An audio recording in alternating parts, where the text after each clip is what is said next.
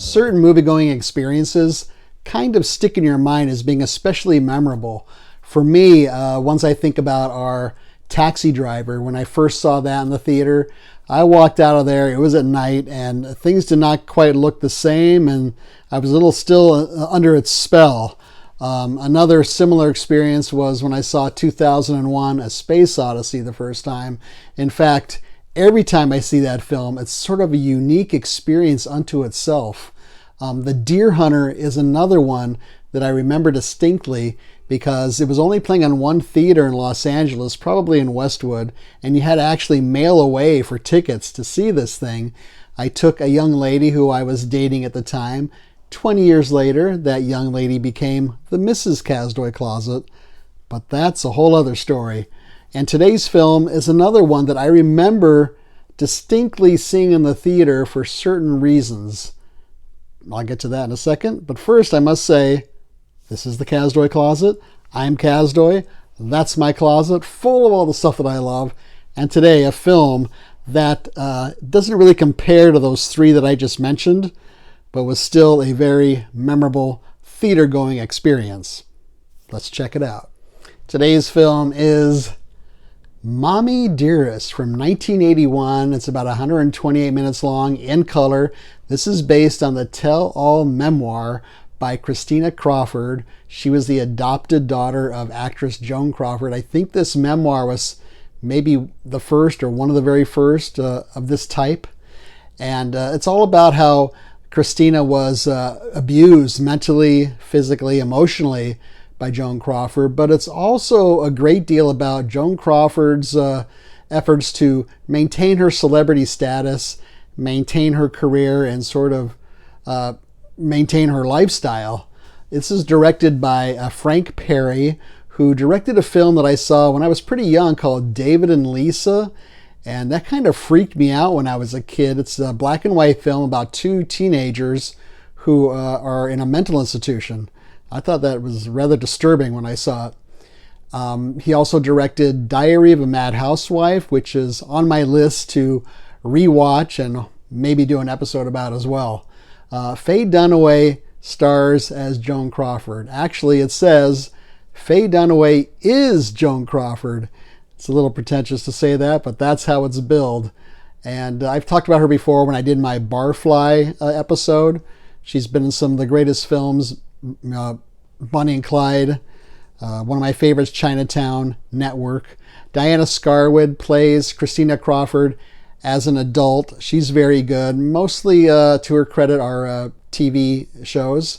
And I do want to mention the music is by Henry Mancini, which is very good too. And he's probably best known for the Pink Panther theme, though he has over 400 film credits in his filmography, so he's done everything really. So why is this film such a distinct memory when I saw it? Well, I saw it in New York City in 1981.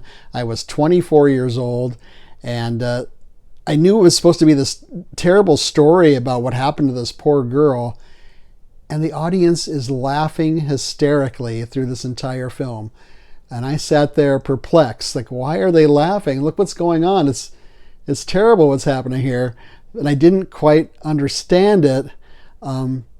Watching it this time, all these years later, I didn't laugh, but I did get a better understanding of why other people in the audience were laughing. I think probably the main key to all the laughter in the audience was Faye Dunaway's performance.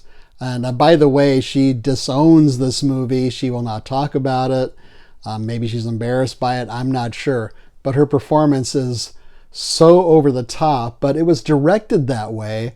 So it wasn't like she bulldozed the director or the other filmmakers into portraying it this way. This was a choice among her and the filmmakers, the director in particular. She's very loud. She has loud, exaggerated line readings in here. There's no middle ground with her in this film. Everything's big and dramatic and over the top. She's got a lot of freak out moments in this film. Almost the entire film sometimes seems like it's just a bunch of freak out moments.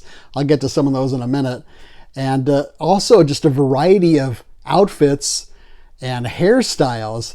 I don't think she's wearing the same outfit in any scene.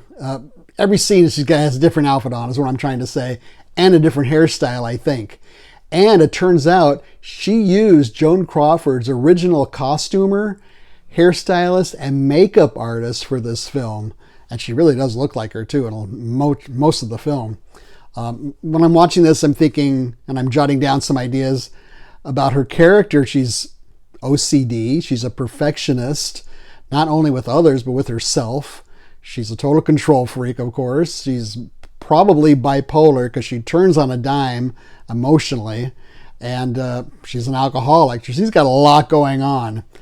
Critics panned this film when it came out, but audiences loved it. And it was a huge, huge hit, especially among gay audiences.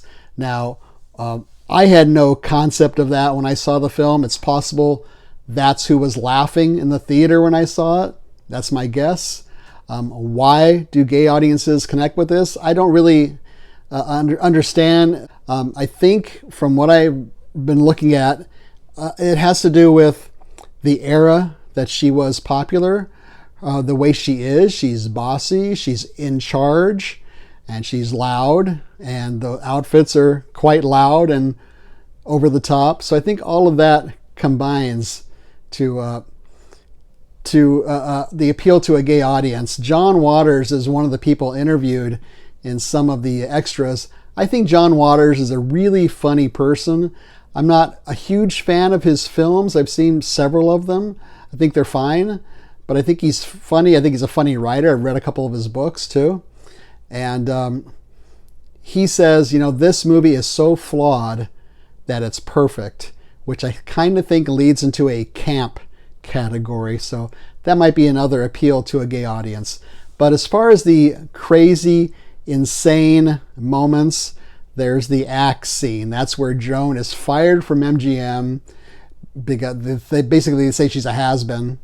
And at night, she goes into her garden. She's wearing like this fancy evening gown, and has this giant pair of garden shears, and she's cutting off all the heads of the rose bushes and screaming that I'm not a has-been, or something like that. And then she calls for the kids to come down. The kids come down and she yells, Christina, bring me the axe. And Christina brings her the axe. She starts cutting down this little apple tree she has in the garden too. It's a crazy, crazy moment.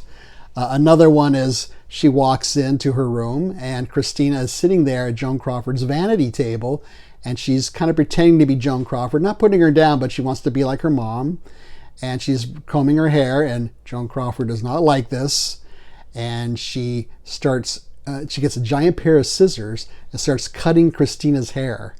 And Christina's sobbing uncontrollably. What are you doing to me?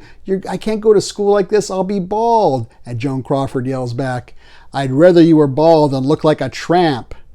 She's 10 years old at this point. So it's just insane. And then, of course, the famous wire hanger scene. That's when Joan goes into Christina's room. Christina's sleeping.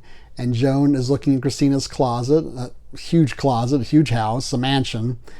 And she sees some of her dresses on wire hangers. Well, that's not acceptable. And so she, at this point, Joan Crawford is wearing like a babushka, like a big hairband on her headband on her hair, and her hair is all pushed back. She's got white cold cream all over her face. So the first thing I thought is she looks like a kabuki actress, and that makes her look even weirder. And apparently that was Faye Dunaway's choice to appear like that in this scene. And she freaks out. No wire hangers ever. And she starts tearing all the dresses out of the closet. And there are a lot of dresses. It's a big closet. And then beating Christina with this wire hanger. And that's the most famous scene. And it's just insane. In fact, John Waters says, if you don't like that scene, you should never watch another movie again, which is kind of a funny comment. So my rating for Mommie, Dearest is going to be 4.5 axes, not wire hangers, 4.5 axes out of 5. Why is that? It's one of the most entertaining things I've ever seen. I hadn't seen it since 1981 when it came out.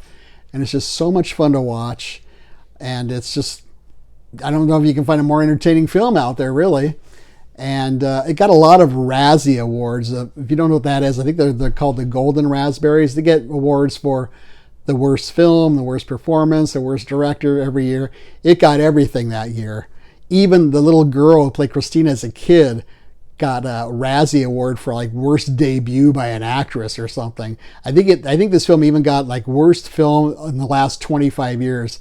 I think it's a little unfair because it's such a fun film to watch. So what's on this disc? Well, this is a Paramount Presents disc. I only have a few of these. It's a glossy cover, which is nice. It opens up like this, and you can see the original poster here, which is pretty cool. And it has a few extras. It has 2 audio commentary tracks, which I did not listen to, but I did listen to part of it. One is by a drag queen named Hedda Lettuce. The other one is by John Waters. So what I did is after the film, I went back to the wire hanger scene and listened to both commentaries about that scene. The one from Hedda Lettuce I thought wasn't very good. She's just kind of reacting to the film. John Waters is pretty funny, commenting on it, talking about the hangers that were used, saying that maybe if Prozac was around back then, it would have helped Joan Crawford. So I thought his comments were pretty funny. If I was going to listen to a commentary track, that's probably one I would listen to. There are a few extra features on here. They run anywhere from, say, 7 minutes to about 15 minutes. There's one a biographer of the director. There's one from the screenwriter and co-producer. There is talking about the making of the film. They talk about some of those famous scenes I mentioned. They also talk about audience reaction to the film and the gay audience reaction to the film. They still go out to see it and still love it, and they pack the theaters when it's shown.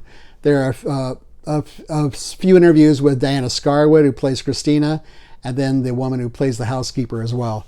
Picture quality's fine, audio quality's fine. Where can you see Mommie, Dearest? Well, you can rent it. You can probably find it at your library, and you can always buy it. There was a sale on some of these Paramount Present discs. I got this one for $12.99 at Amazon. It's going for about twice as much now, so maybe it'll be on sale again if you want to get it. So, Mommie, Dearest, whole lot of fun. I could watch it again and just have a good time. Feel free to leave a comment or suggestion down below. Maybe one of your most memorable theater-going experiences. Leave a thumbs up. Don't leave a thumbs down. Subscribe would be great. Share this with your friends and neighbors. Otherwise, thanks so much for watching. See you next time.